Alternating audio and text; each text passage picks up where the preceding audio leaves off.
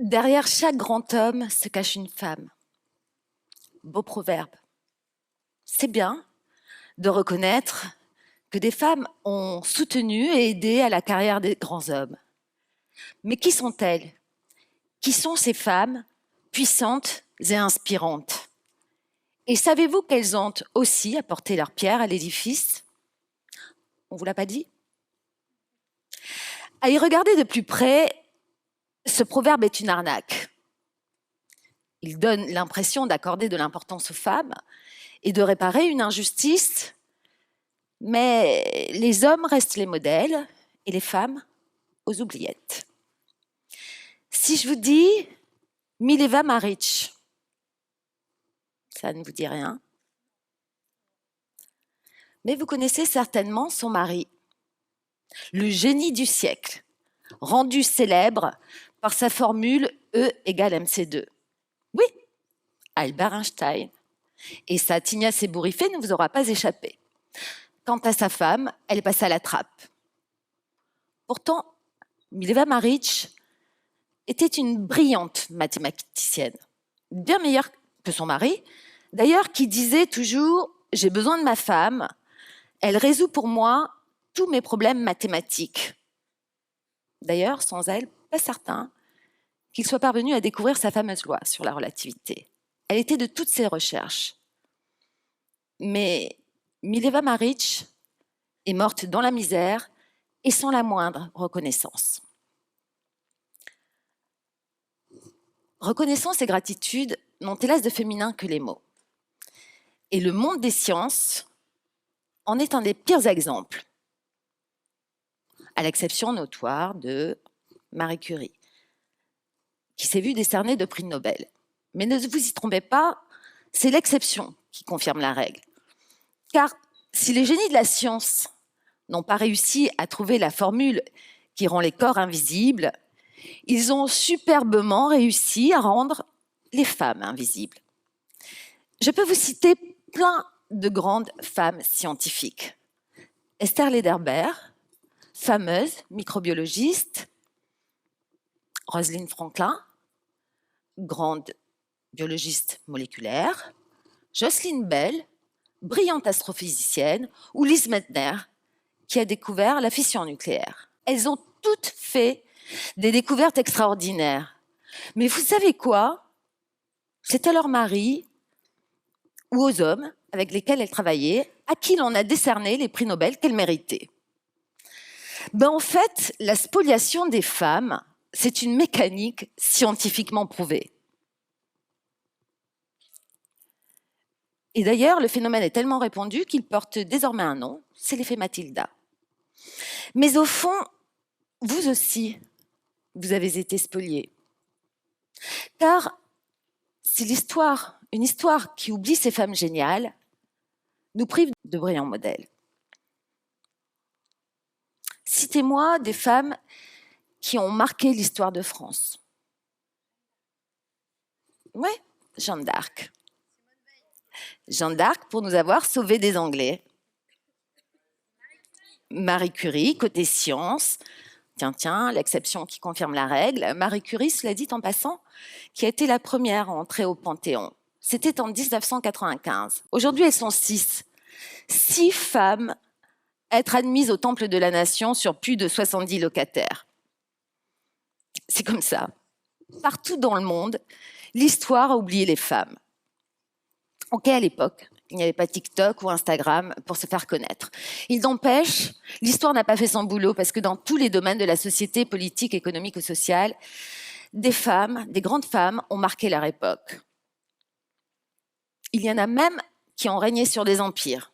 Tiens, en Chine, un pays qui n'est pas forcément réputé pour son ouverture envers les femmes. Eh bien, au 7e siècle, c'est l'impératrice Wu Zetian, une souveraine éclairée, qui a régné sur l'empire du milieu. Et puis, il y a Roxelane dans l'Empire ottoman qui a assumé la fonction d'un souverain absent.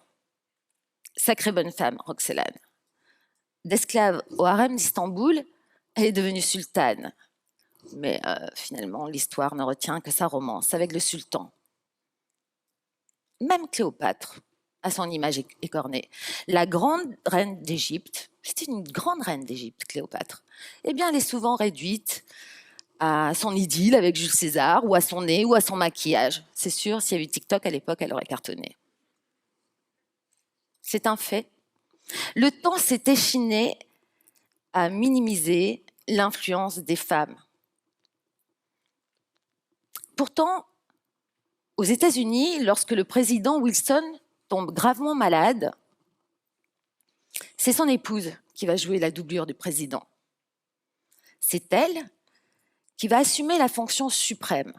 Oui, c'est Edith Wilson qui, dans le plus grand secret, a tenu les rênes de la première puissance mondiale. Mais, bien entendu, l'histoire ne retient que l'œuvre du président. Quelle que soit leur fonction ou leur talent, l'histoire s'est échinée à minimiser l'influence des femmes. Dans le monde de l'art, à force d'obstination et d'ambition, des femmes sont parvenues à leur but, comme la fameuse sculptrice Camille Claudel ou la peintre Berthe Morisot. Ok, elles ont galéré, surtout Camille. Il n'empêche, elles ont réussi à s'affranchir des règles pour continuer à exercer leur art.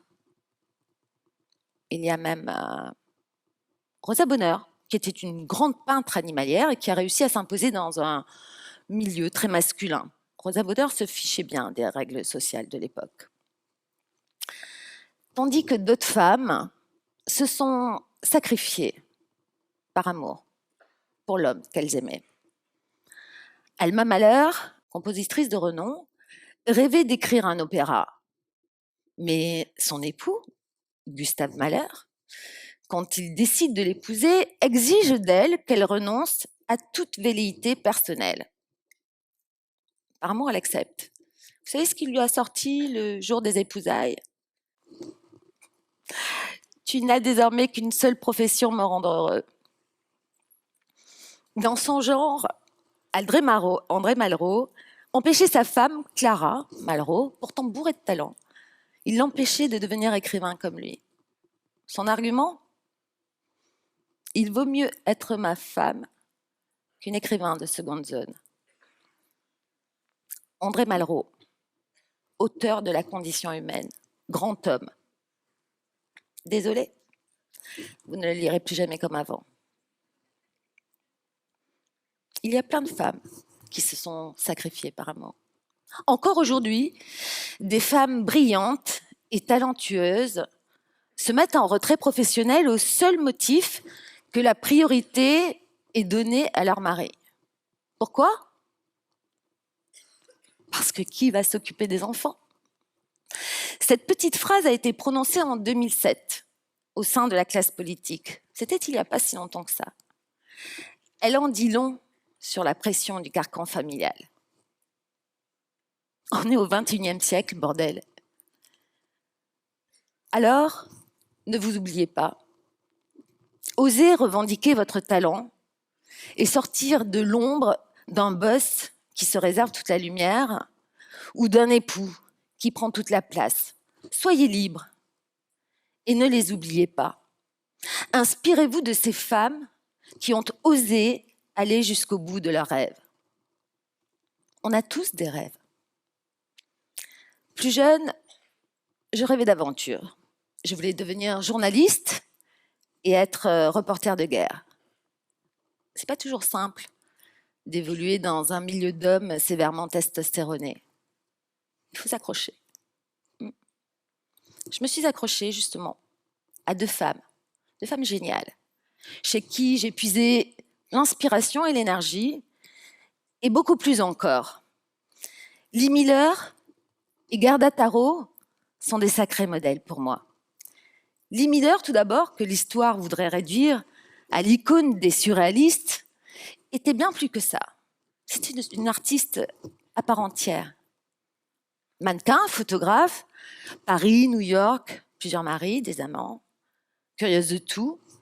Lee Miller a eu 1000 vies, dont celle de reporter de guerre.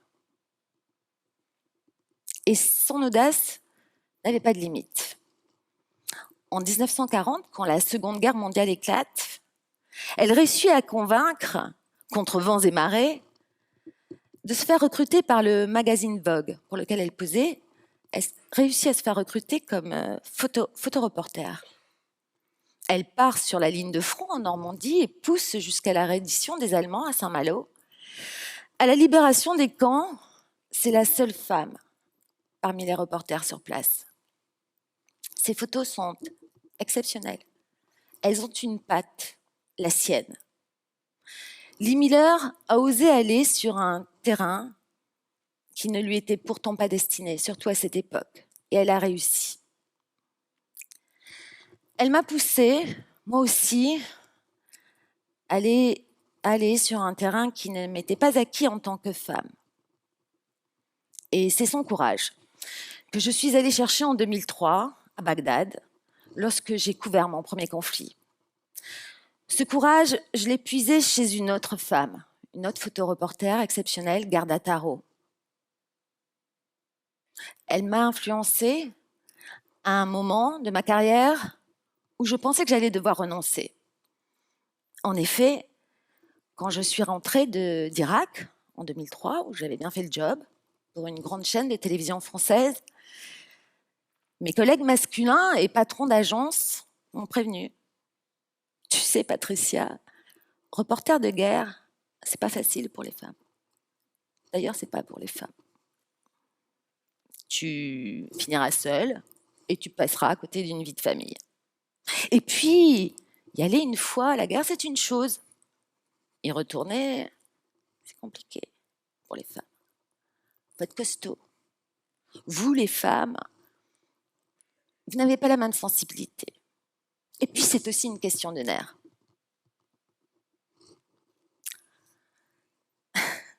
Une question de nerfs chez les femmes. Ouais. C'est plutôt une question d'ego chez les mecs. Craignent-ils la concurrence? Évidemment. D'ailleurs, le grand photographe, le fameux photographe, Robert Capa, ne s'est pas gêné. Pour éviter que sa compagne, Garda Taro, ne lui fasse de l'ombre, il a carrément gommé son nom au dos des photos qu'il publiait.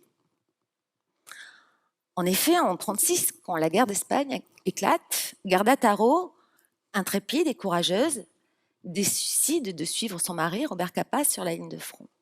Leurs photos ont été mélangées et toutes signées de l'atelier Capa. Garda Taro est morte sur le front. Elle avait 27 ans seulement. Et pas de famille en France pour gérer son patrimoine. Il aura fallu attendre 80 ans et 2008 pour découvrir tous les clichés qu'elle avait réalisés et reconnaître son talent. Pas moins de 800 photos remarquables de la guerre d'Espagne. Alors, merci Lee, merci Garda. Au fond, grâce à elle, j'ai trouvé ma place, moi aussi. Et je suis retournée en Irak, en Syrie, en Afghanistan. Et leur courage ne m'a jamais quittée. Croyez-moi, quand on connaît ces femmes extraordinaires qui ont osé aller jusqu'au bout de leur passion, on se sent pousser des ailes. Quand on sait que depuis l'enfance, on évolue à travers des modèles, l'histoire ne nous offre que des grandes figures masculines. En ce qui me concerne, j'ai du mal à m'identifier à De Gaulle, Jules César. Non, ce n'est pas qu'une question de taille. Napoléon, je ne m'y retrouve pas non plus.